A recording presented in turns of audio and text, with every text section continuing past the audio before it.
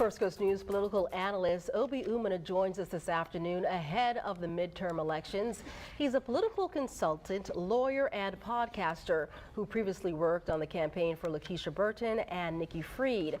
Obi, we want to thank you so much for sticking around with us here for First Coast News at 12:30 and welcome in. We appreciate you. Well, thank you for having me.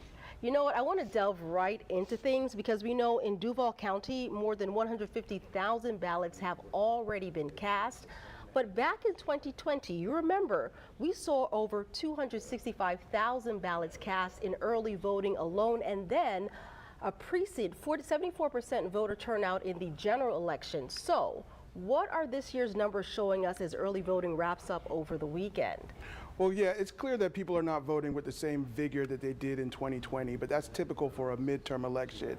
What we're hoping, though, this weekend is usually the biggest weekend for early voting, and so we're hoping that we'll get a big turnout for voting this weekend.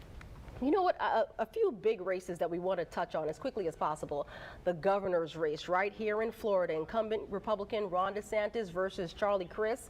Let's start there because polls are heavily in favor of DeSantis, we know. Does Crist have a shot at winning this time around?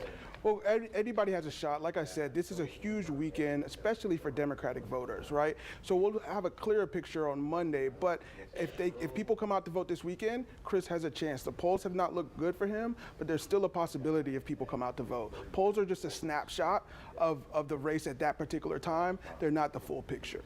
You know, a race that's being watched across the country. Everyone's talking about this one. Republican incumbent Senator Marco Rubio versus Congresswoman Val Demings. This is a close one. You were telling me earlier about how close they are in the polls. Well, the race is definitely tight, and Val has been close to Marco Rubio this whole time, and this is one of the races in this state that's probably going to be one of the most watched, not only here but around the country, because of how close they are and how well Val has done in fundraising. And so we'll see this weekend where they look like, but I really think this is one of the most important races in the state. You mentioned fundraising. I want to talk about the dollar sign in this one. The Duval County, the race for sheriff here, Lakeisha Burton clearly did not raise as much as TK Waters. He is heavily favored on the red side. Things are leaning in his favor in the polls.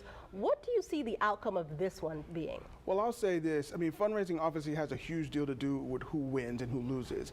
But you can see from the primary election that Chief Burton got a lot of votes from the Republican and MPAs.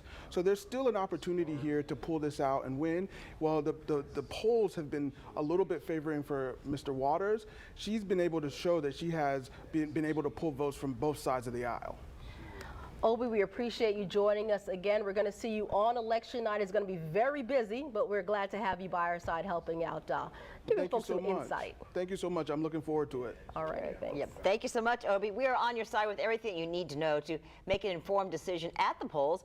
Just do this. Just text ELECTION to the number on your screen, 90463.